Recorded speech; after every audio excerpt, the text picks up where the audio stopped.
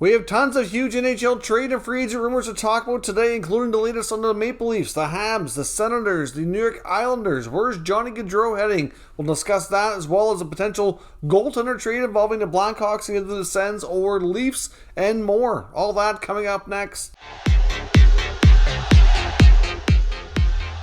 So welcome back to another video here at Top Shelf Hockey. As I mentioned, we have a variety of NHL news and trade rumors to talk about here today, and some UFA rumors. All kinds of stuff heating up as we're now only a few days away from the 2022 NHL draft, and we're bound to see some more trade activity leading into that, as well as between the draft and free agency on July 13th. We've already had a few trades here since the Stanley Cup Final wrapped up, and there's bound to be plenty more coming here soon. Before we jump into the news here today, I just want to quickly take a second to acknowledge today's July the 4th, of course, so happy July 4th to all of my U.S. friends and followers who watch the channel. I certainly want to hope you have a great holiday. It's also the 1-year anniversary of the untimely, unfortunate death of Columbus Blue Jackets goaltender Matisse Kivlenieks, who unfortunately had that tragic accident 1 year ago. So certainly want to take a second just to acknowledge him. I know he had a major effect on the Jackets as an organization, all of his friends, family, teammates. I know Elvis Merzlikins, who he was extremely close with, was very much affected by that, and certainly just want to take a minute and acknowledge the anniversary of that unfortunate incident that happened 1 year ago. Now, some other news before we jump into the rumor mill. We have the New York Islanders hiring away somebody from the front office of the Toronto Maple Leafs, and that's Jim Pelafuto, who basically essentially is kind of looked upon as being a European free agent expert. So he's now working with Lou Lamoriello and the New York Islanders, so we'll see what kind of impact he has on their organization. We do know that the Maple Leafs have had a fair bit of success, and they've had a few that didn't work out too, but they've tried numerous European free agents over the last 3, 4, 5 years. Like I said, some have worked out more than others. Ilya Mikheyev is a prime example of one who did, whereas Barabanov, who didn't work out but has since found a home in San Jose. They brought some players over that weren't necessarily drafted or looked upon as necessarily being NHL talents when they were younger, and had some success. So we'll see how this impacts the New York Islanders moving forward. Of course, we got news out of Tampa. Mikhail Sergachev has made a switch in agencies. He's now going to be represented by Dan Milstein, who does have a large contingent of the Russian NHL players under his agency, Gold Star Hockey. So Milstein will now represent Sergachev. When it comes to Sergachev switching agents, the timing seems about right because he's entering the final year of his deal, so they will be able to negotiate a contract extension. Typically, when you see a player changing agents like that, that usually means they're about to do business on a new deal in the near future. So obviously he has made the switch there, so obviously he must feel that Milstein would be better positioned to represent his interest and get him a better deal, I guess you could say. And also today we had the Winnipeg Jets officially introduce Rick Bowness as head coach. I know a few days back we had gotten word from enough NHL insiders and reporters to know it was legit happening, that Bowness would be the new head coach. We saw clips last night on Twitter of him arriving in Winnipeg, and then they had a press conference here today. So it was believed that Rick Bowness has signed a 2-year contract to be the head coach for the Jets. He's being paid around $2.5 million per season. And there was a lot of talk about Scott Arniel being in the mix for the coaching vacancy as well, and he's going to be joining Rick Bowness as an associate coach. So both Bowness and Arniel have ties to the organization from the past. So they're both back now with the Jets. Rick Bowness did go on to say that he's already spoken to a few players. One of the names he mentioned was Marc Scheifele. He said he had a really good conversation with him, and that Scheifele is all in, ready to go for next year. And to be honest, with Bowness being the kind of coach he is, and how much emphasis he puts on defense, I would think that we're going to need to see a better effort out of Scheifele this year, or things necessarily won't go well. One other thing, that tidbit of information to come out of the Jets coaching shirts as well. Of course, with all the talk lately about Pierre-Luc Dubois wanting to hit free agency in 2024, there was some talk that, and Shovel Dayoff apparently confirmed that he had talked to John Tortorella about the coaching position. This, of course, was prior to him going to Philadelphia, prior to Rick Bowness being hired, but Tortorella was in the mix. And I do wonder, after Dubois, I guess you could say that relationship with Torts and Dubois in Columbus wasn't great. I think that might have played a big role, although we don't really know 100% because Dubois hasn't been overly open about the fact of why he wanted out of Columbus. I do kind of wonder if those reports of him wanting to test free agency and maybe wanting out might have coincided with that information maybe getting to him and his agent as well. I do wonder. Can't confirm that. Just a thought on my part. But either way, it'd be interesting to see if the coaching decision has any impact on Dubois' long-term decisions. Now, into the rumor mill, all kinds of talk about some pending free agents as well as some players that are likely to be moved or expected to be moved, and what the trade talk is around the league. Now, of course, when it comes to Johnny Gaudreau, arguably the top UFA name on the list, we've heard from numerous sources that it sounds like the Flames, as we know, has made a significant offer to Gaudreau. It sounds like it's around an 8-year deal, approximately $76 million, so about $9.5 million per year. That's not the likely exact numbers right to a T, but that's kind of what is out there. So for another team to offer the same kind of money, of course, the Flames have the edge of doing an 8-year deal.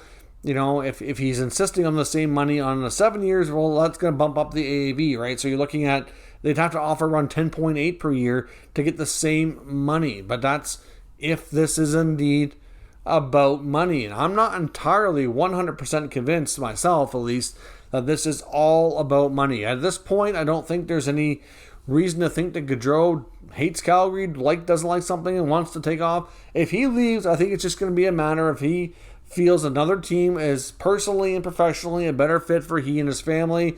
And, the Flames obviously are in a situation where they're kind of at the mercy now. They can put their best foot forward and make an offer. But if Gaudreau really wants to leave, I'm sure, I have no doubt, there is going to be offers for some rival teams. And rival teams in the neck of the woods where he's long been rumored and expected to want to go to. Like the Flyers, like the Devils, maybe the Islanders, for example. Like obviously that part of the U.S. where he is from and would be much closer to home. There's been rumors forever that he's going to want to end up eventually going there. And we'll see if there's any truth to it soon enough. But I know Larry Brooks of the New York Post wrote a recent article how he feels the New York Islanders really should go hard after Gaudreau and go all in to create some space to make it happen. Some players like Varlamov, Josh Bailey, or Anthony Beauvillier should be moved to create the necessary room. Obviously, talking about the fact that Gaudreau would be an ideal winger for Matthew Barzal, and I do agree on that. I do think that this is the kind of player they should go after 100%. It's not going to be easy, and I do think that the Islanders might have an easier time landing a free agent than making a trade. I'm not sure that they're in the best position asset-wise to be able to land a significant deal. Now, of course, to be able to move a guy like a Bailey, for example, they might have to attach a sweetener to that, whereas Beauvillier is younger, a little bit more value. I don't know for sure that they really want to move Varlamov, and as much as I agree it makes total sense, and Sorokin is more than capable and able of taking on the number one spot and playing the bulk of the games, I just don't know that Lou really wants to move Varlamov. I just don't get that feeling or impression based on what we've seen out of the Islanders here recently. So, it makes sense. I just don't know that it's going to happen. So we'll find out here in due time if Larry Brooks is onto something here with the Islanders, maybe being in the mix. They should be in the mix for sure. Whether or not they can get it done, I don't know. Like I said as well, I do expect competing offers from like the Devils and the Flyers. And then, of course, you get the Flames in there. And it's just really hard to gauge right now. You would think if Gaudreau was really that crazy about staying in Calgary that maybe he would just accept the offer, but I guess he really wants to see what's out there. I've suspected for a long time that this was going to happen, that even if he stays in Calgary, that he will at least make it far enough into free agency that he can talk to other teams. That just seems to be the way this was going to go all along, in my opinion. Now, jumping over to one of Johnny Gaudreau's great friends and longtime teammates, Sean Monahan, there's reports from The Athletic and Arthur Staple where he writes that he believes the New York Rangers do have some interest in the 27-year-old center iceman. Even though he's coming off another hip surgery and a down season, he feels that there is interest in making an acquisition, especially if they are not able to re-sign Andrew Kopp or Ryan Strome in free agency. Of course, both of those players have the potential to be the number 2 center. Monahan is still young, could be a reclamation project, so to speak, and he's not that far removed from being close to being a point-per-game guy and being a 30-goal scorer multiple times in his young career. He's a goal-scoring type of center iceman. Of course, had the benefit of playing a lot with Gaudreau, who's more of the playmaking type winger, so they certainly had a dynamic duo there in Calgary. But, if he were to go to the Rangers, for example, and let's say they could slot him in that number 2 spot, he may have an opportunity to play a lot with, again, some great playmaking and goal-scoring players to reignite his career, like an Artemi Panarin, for example, if he were to kind of take over in that Ryan Strome slot in the 2C role. So we'll see if this becomes something or not, but we do know the Calgary Flames, if they're going to have any hope on retaining Johnny Gaudreau, not to mention they also have to sign Matthew Tkachuk, who's going to be commanding a big ticket. We don't know if he's going to be taking a long-term deal. He said he was open to it, or will he kind of force himself into a one-year deal and become a UFA next year, and the Flames are going to be dealing with this all over again. You certainly hope for that fan base they don't have to deal with that, but it is trending that could be a possible something that we see here. Like, it's just unfortunate, but players have a lot of leverage, and they are going to use it to their abilities to get the money they want and play where they want, etc. Right? It's all part of doing business, unfortunately. But the Calgary Flames would not be able to command much of an asking price for Monahan, given his recent injury history in recent down seasons, you could say. But he's still young enough that if he can get himself healthy, there's no reason to think that he couldn't be a 25-goal scoring, 60 to 70 point number 2 center again. Like, he has the tools. He's got the size and the skills that if he can get his hips healthy, that it's possible again. Although I must say that hip injuries are one of the toughest to overcome and to be back 100% to being what you used to be. It's not something that's easy to do. So time will tell. He does have his youth on his side, which will certainly play a role. That much I can say for sure. The Rangers have a variety of options at that 2C spot. Like I said, they have Ryan Strome and Andrew Copper, both expected to explore free agency. And there has been talk and belief that the Rangers also have their eye on a few other players that are kind of could fit that role as well. So Monahan might be a fallback option if things don't go well for them in free agency. Now, when it comes to the Chicago Blackhawks, now of course we know they need goaltending help. They don't really have anything under contract right now that's going to help them for the coming season in that department, and it's believed that they're more than likely going to make a trade with an NHL team and likely take on a goaltender that is possibly on an unfavorable contract in order to gain an extra asset. Because right now the Blackhawks are not in the business of trying to win a lot of hockey games. They probably don't really care too much about what kind of record this goaltender is going to be able to give them, as long as he can play the games. That's really what they need. So we're looking at either Toronto or Ottawa, very likely to do a deal with the Blackhawks around this. Now we have Peter Mrazek in Toronto, who had been connected before. Of course, Mrazek making under $4 million for 2 more years. Then you got Matt Murray in Ottawa, who's the other goalie linked to them as well. 2 more years at over $6 million. So certainly Mrazek makes the lesser of the two, but they might be able to get a better sweetener out of Ottawa because of the money. Or of course, either team in Toronto or Ottawa's case could retain a little bit of salary as well, in order to kind of make things a little bit more enticing to Chicago in that regard. So it's hard to say which way this goes, but there was an Athletic article by Scott Powers exploring both of these goaltenders and talking about the fact that either of these scenarios are certainly possible. I've seen reports dating back weeks ago that the Blackhawks were interested in Mrazek if they could get the right kind of additional piece added in by the Maple Leafs. I've heard Elliot Friedman talking about Matt Murray in Ottawa more recently. There was some reports out there that some believe that the Senators, who are open to trading their number 7 overall pick in the 2022 draft, might be forced to use that as a sweetener to get a team to take Matt Murray, and he doesn't believe that is the case. He believes there are teams out there that would very well take Matt Murray without that kind of sweetener. Now, there's also some reports that Toronto and Ottawa themselves may hook up on a deal sending Matt Murray to Toronto. That's also a possibility, but I'm not sure how likely that is at this point. But apparently when Matt Murray was demoted to the American Hockey League this past year, the Leafs at that point were very interested in doing their homework on him to consider, trying to figure out if they should look at picking him up at that point. But of course, the Leafs are going to have lots of different options on the goaltending market. We're going to talk about another one of them here shortly, which could be a completely different option. But look for Chicago to take on a goalie with a not-so-great contract in order to gain extra assets, since they're not too concerned over how the results are going to go. And the Leafs and the Senators are your two main teams that have goalies in that situation. So one of them likely going to make that move. Speaking of Leafs goaltending, though, like I said, there are new reports from Pierre LeBrun talking about the fact that maybe Marc-Andre Fleury could actually be an option for the Leafs in free agency, assuming they lose Jack Campbell, which at this point does seem pretty likely. I've seen some reports saying that Campbell could command as much as $5.5 to $6 million, which is going to be way too rich for the Leafs. As much as I like the player, they just can't go that high now. What's it going to take to sign Fleury, though? I really don't know what he's going to be commanding for money. It's obviously going to be less than his previous contracts, but how much less is he willing to go? And there was reports that the Leafs did have some interest near the NHL trade deadline, but there were some people who said that they didn't think that Fleury would waive his no-move clause for the Maple Leafs, that he would not do that. And even though he didn't really have like your official no-move clause, but essentially he had a verbal agreement with the Blackhawks that they would not trade him anywhere without his consent. And like I said, there were some that thought that he wouldn't go to the Leafs early on. But Pierre LeBrun is reporting now that in the beginning, when those were first mentioned, he wasn't super crazy about it, was maybe lukewarm.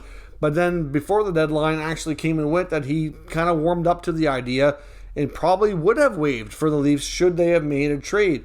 Of course, that would have given them a tandem of Campbell and Fleury for the playoffs, which I know was certainly something that may or may not have made a difference, considering how round one went. Campbell played the games. I'm not sure you can really fault him for the loss here, but either way, no matter how you shake it, would have Fleury made a difference in that round against the Lightning? I'm not really sure that he would have. But at the same time, it's interesting to note that Marc-Andre Fleury is not completely against the idea of playing for the Toronto Maple Leafs. So it makes you wonder where they're very likely going to need a goaltender here, assuming that they lose Campbell in free agency and assuming that they're able to move Mrazek, that could he actually be an option for them in free agency? Now, they're going to have to compete with Minnesota here because Bill Guerin and the Wild are expected to try their best to keep the goaltender in Minnesota, but with their cap situation, I do think that's going to be challenging. But like I said, we don't really know what Fleury is willing to play for, what kind of contract he's going to be commanding here. There was talk as well with Fleury during he was at a golf tournament in Quebec, and he was being interviewed by somebody talking about the possibility of playing for Montreal should Carey Price not play this year.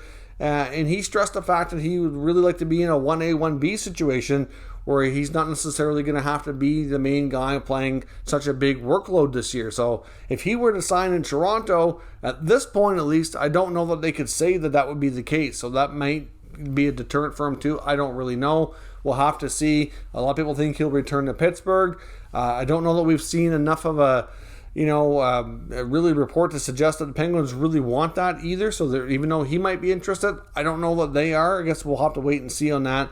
But it'd be interesting to note that he might actually be open to going to the Leafs. They might have another veteran option there that some people might not have felt that they had before. Now on the Montreal Canadiens, there are reports from Ken Hughes and Vincent Lecavalier doing a bit of a press conference today on July 4th, talking about a variety of things. They were talking about the draft. They said they still don't have a firm decision on who they're picking. Essentially confirmed it's down to 3 players. They said basically between Shane Wright, Slafkovsky, and Logan Cooley are the 3 players in the mix. Based on Hughes' previous job, he has a better handle on a lot of U.S. players than a lot of NHL GMs probably around the league. So certainly a player he'd be quite familiar with. They talked about the fact that it's not just who the best player is today, it's who's going to be the best player in a couple of years' time. Looking 2, 3, 4 years down the road, how are they going to develop? Who's most likely going to be that star player? That's what they're trying to figure out. It didn't really seem like he was completely opposed to making a trade involving the pick. He just said that as of today, if they were picking right now, they would indeed be making the selection, but kind of left it open-ended that if a team wants to kind of blow his socks off with a tremendous offer, that it's something he has to consider. But as a GM, I think all the time you have to do that because that's kind of your job to make the team better. And there's also reports today that they're certainly going to be trying to trade Jeff Petrie. He did talk about this himself again, saying that he will try his best to accommodate a Jeff Petrie trade while making the Montreal Canadiens hopefully a better hockey team in the process. But he's not going to trade him just to trade him. The deal has to make sense for the organization. And I've seen other reports. I believe it was Darren Dreger on TSN Radio saying that he feels that there's a good market for Petrie. And even though we've seen the bad side of Jeff Petrie last year, early on especially. They also saw some of the good stuff in Petrie last year, and a lot of teams understand the frustration he was dealing with the systems and the team and everything that was going on there in Montreal, that they still view him as being a very legitimate top four defenseman, and that there's going to be lots of interest. And if they can find a trade that makes sense for the team, there's not going to be an issue in getting a deal done. There's enough level of interest. So I would, based on that, say that Petrie is one of the most likely Montreal Canadian players that we should expect to be dealt here in the not too distant future. So let me know your thoughts on all of today's latest rumor updates between the UFAs, the trade talk, and of course the other news here down in the comments. We'll discuss it further. If you're new to the channel, make sure you subscribe and stick around. We'll keep you up to date with the latest news, rumors, and analysis on all 32 NHL teams. Thank you for watching, and I'll catch you next time.